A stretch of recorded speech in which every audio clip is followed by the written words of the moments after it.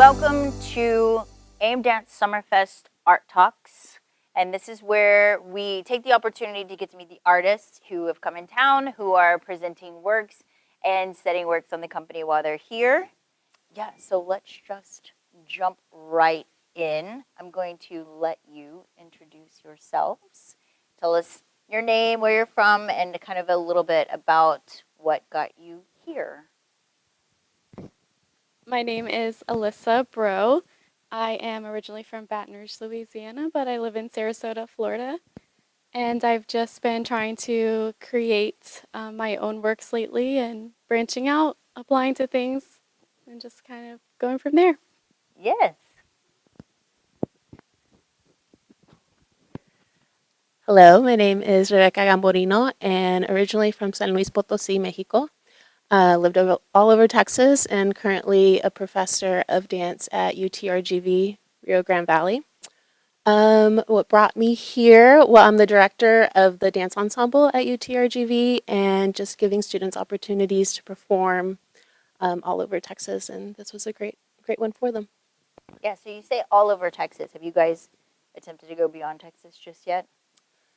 Not the dance ensemble.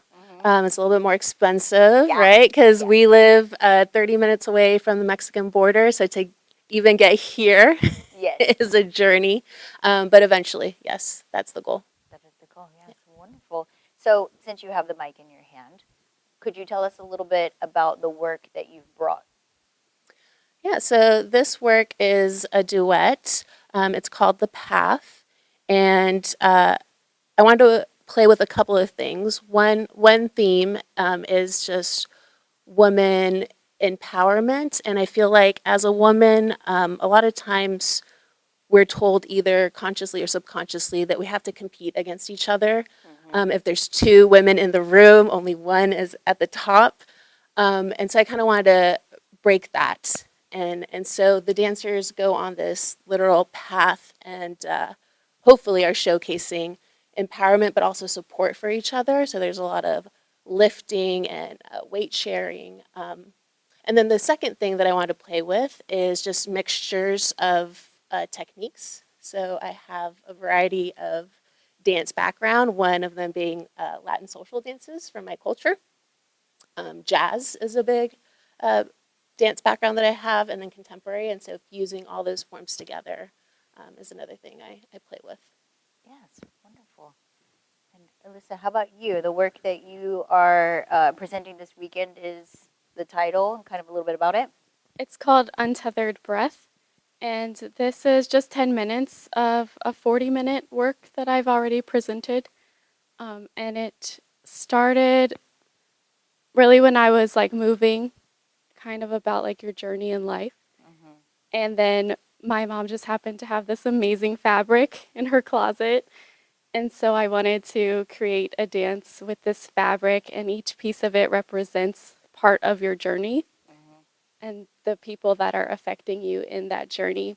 And so these 10 minutes are more like the chaos of life and then the healing that comes with that. Yeah, so you also have an all-female cast. Yes. Are some of these themes reflected within that Rebecca was speaking of, women empowerment and working together? Are some of those themes present in your work, and what does that mean for you? Yeah, I think I wanted it to be really feminine and strong, and we are supporting each other and going through our life and journey together. So yeah, when you said the path, that's funny because one of the pieces I named in the whole work was called the path. Yeah, it seems like there are some crossover themes that are happening here, but yet after just seeing the works in dress rehearsal, they're completely different. Yeah. Noticing moments of support with, the turns of the hands and the calling out to one another. And then in your work, we talk about this idea of support, but there's one moment where the fabric was actually pulling the lead back. Yeah. And so can you talk a little bit about that idea? Can pulling back, can restraining actually be a form of support? Yeah, the fabric pulling her back was kind of showing just that chaos in life, and it was supposed to be very chaotic, and it's all like structured improv. So it's really in the moment, like anything can happen, and it's been different every time. But yeah, I think like her letting go within the fabric as it's consuming her is what causes the support at the end, and what transitions into the next part if you were to see more of it. All I right, would say. yeah, let's dive into this creative process, if we will. You said structured improv, and that just kind of makes my little nerves tingle because you have no control over, theoretically, you have no control over what the audience is going to see from night to night. And so, yeah, there's a little bit of suspense about that. But as a choreographer, how do you feel about that? How do you? Because I know me, it's not my preference. Yeah. Yeah, I like control. So, what does that do for you as a choreographer and what you're presenting to the audience? Yeah. I think I wanted that moment to be really authentic. Like, it feels chaotic for them because they don't know what's going to happen either. And so that will portray to the audience that it really is like a very chaotic moment. Yes, but you're also performing in it, the one being supported. So then on that side of it, as the performer, embodying this improvisation and now having these additional elements coming in, what does that do to the performance itself? I think it's hard it's hard to do both. Like seeing it on the outside and being the choreographer and then being in it. I just have to like let go and become the story and the journey with them for it to really sink in, I guess. Yes, and then Rebecca, if you could comment on that as well as far as your role in the creative process, because you're not performing in it, you're setting this on two young ladies. And so kind of your perspective working with this younger generation and what that feels like with what they're presenting to the audience. Yeah. Well, I'll have to brag on my students. I mean, they're what makes the work really enjoyable, and so they're always amazing to work with. And they also come from a variety of backgrounds. Like they have drill team background, they have folklorico background, they have a contemporary background, and so I think to some extent they could really relate to the fusion that I was trying to create. And then we're all Latinas. So I think we all grew up in households where like Sunday morning, you're just like jamming out to some salsa music, right? And you're just dancing along, or quinceañeras. And so I think that really helped in the process, is like, oh yeah, we're in this together. And then we're all women, right? So we're creating this piece about supporting each other, and we end up at the end together, supported. So yeah, I forgot the question, but that was kind of the process.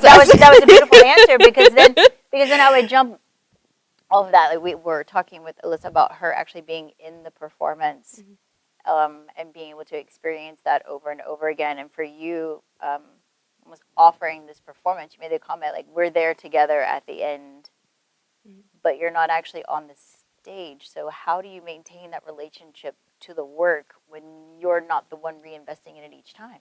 Yeah. Well, you'll hear me tonight. I always call out to them as well. So there's moments where they do gritos, or they do shouts, call outs, and so I do it too to support them from the audience. So just be aware, if you're next to me, I'll be screaming and shouting, and so that's a way to stay connected. And then during the rehearsal process and the creating of it, I jump in there with them. Like I'm lifting them. I'm like, moving their bodies and things like that. So, yeah. Can you comment on the calling out? It's not in traditional concert dance. We don't hear a lot of calling out. And so can you kind of reflect on that, kind of describe that for our audience, what that is?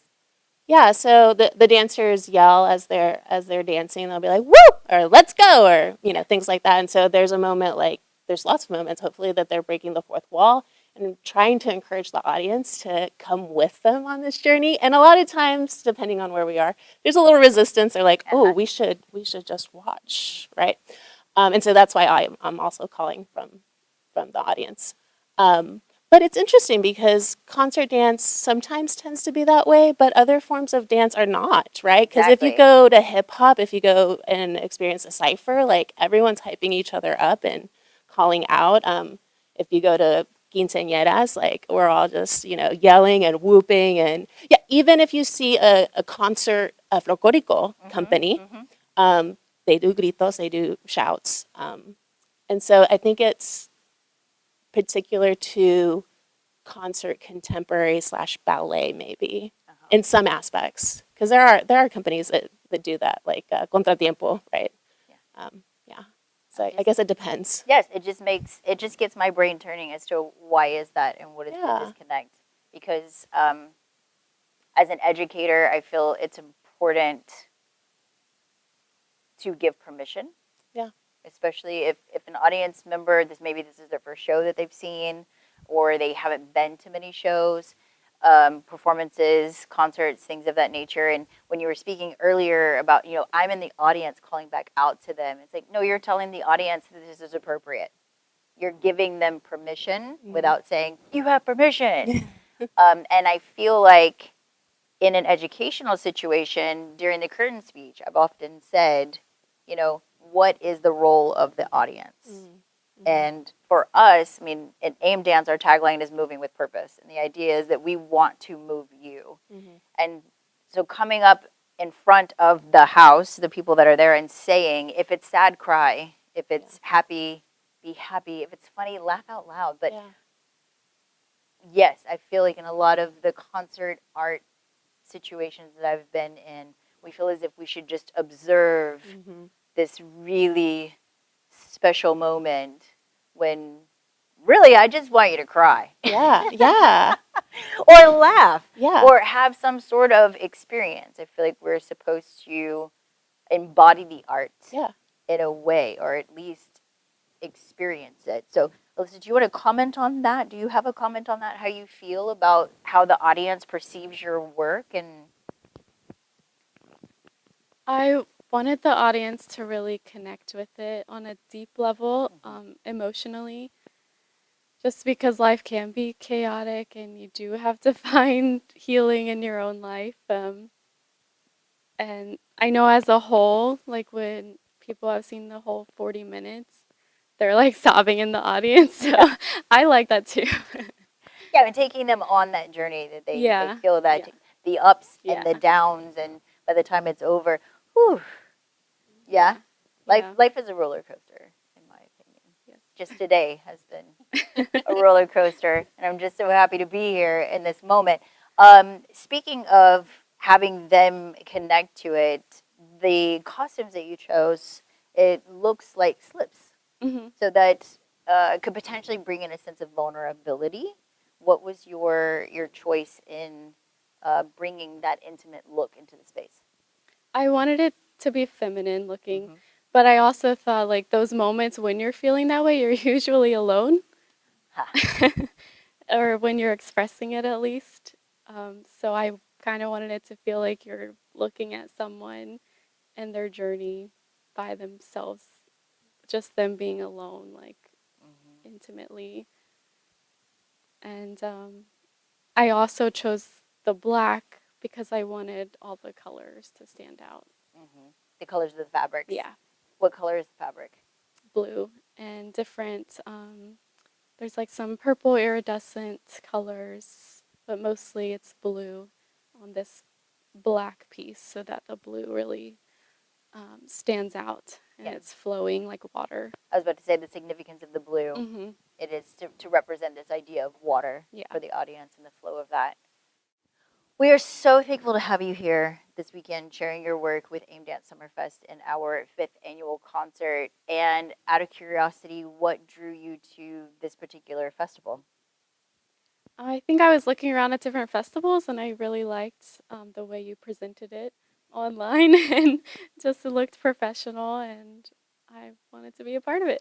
And you said you are from Louisiana. Yes, which is our neighbor. Yeah, but so you're I not was currently like, living in Louisiana, are you? I live in Sarasota, but I was like, oh, I could stay with my mom and just yes. So you kind of have a little bit of those roots in the area. No, that's wonderful. We love those connections. Yeah.